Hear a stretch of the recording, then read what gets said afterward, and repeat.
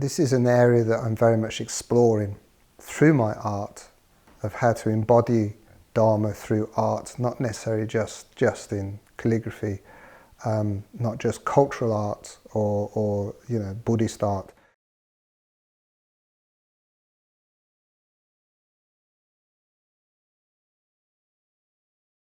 Buddhist art generally is very symbolic, it's iconographic, it's there, it's very rich. Buddhism is very rich in arts, and it supports, and it inspires and it supports visualization, etc., and helps it explain.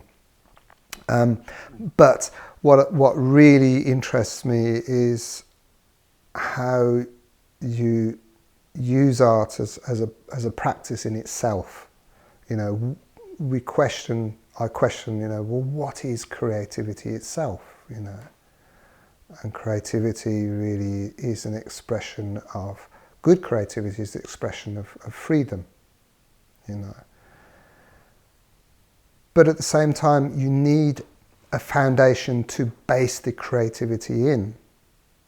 Because if you don't have the means, if you don't know how to hold a brush or a pen properly and use it and understand the colour and all the techniques that go with it, if you don't have that discipline, then there's not a good way of expressing that creativity. Even somebody who says they're not at all creative, there's a little ceremony in whatever we do, making a cup of tea. There's that moment of sitting down and being mindful and pouring the tea, so you don't want to get tea on your nice polished table, and so there's a mindfulness and there's a certain grace about it, and you're very much in the moment when you're doing this particular thing. So that is a practice. It's a practice in itself. And of course, the Japanese have made it into a whole art form, which is highly, highly refined.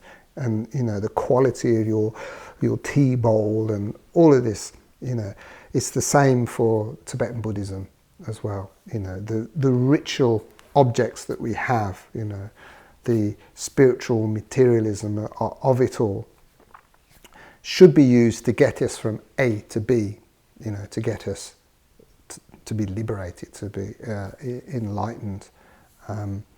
And you could say then you don't need it anymore, because you got to A to B. But the trouble is, if you've got to B from being A, then there's all these other people that are still at A, so you have to show them, being at B, how to be a B.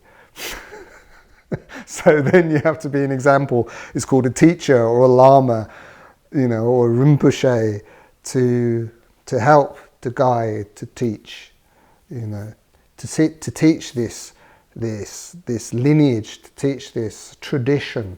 People appreciate beauty. Beauty is something really important. It's not just pretty. And beauty can be in anything. Beauty can be in something really handsome, really in a majestic way, like a great big black, ugly mountain can be awe-inspiring.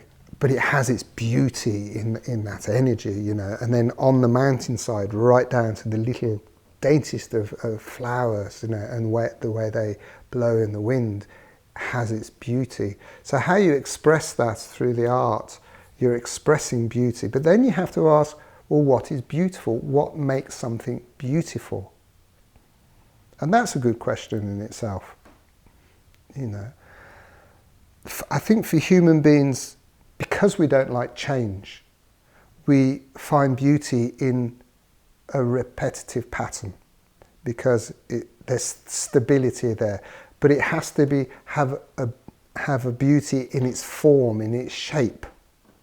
This is where calligraphy is a good expression of that, because each letter of its own has a beautiful form, an elegance, a shape with that makes our heart sing. We kind of see, we go, oh, that's such a beautiful, but what is it that makes it beautiful?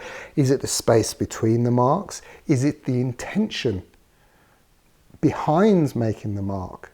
Because your heart is free. I mean, I had a really nice conversation once sharing a meal with Annie Lennox. Now, Annie Lennox is world famous as a musician, and she's made many absolutely beautiful. Well, it depends on your taste, but generally people think, it's beautiful music, you know. And when you hear that, I remember as a child, you know, as a teenager, when I heard this music, it would make me feel happy. You know, it'd lift my heart. So I said to Annie, as you do, you know, sharing the meal with her, I said, what do you think, you know, when you compose music, when you sing music so beautifully, you know, where are you coming from with this? And she said, well, it's like freedom, you know. I'm in the flow, she said, when I compose that. So what is it, your connection to this in the flow? What's in the flow means? It means that you are unlimited, you're not limited, you are unimpeded, that right? You're unimpeded by those things that kind of bog us down in creativity, like having too much ego, or, you know, I want to write a nice song because I want to be famous. You know, that's the wrong attitude, you know. To be in touch with our relative to the ultimate. So you'll bring in the heaven, you could say, down through the music.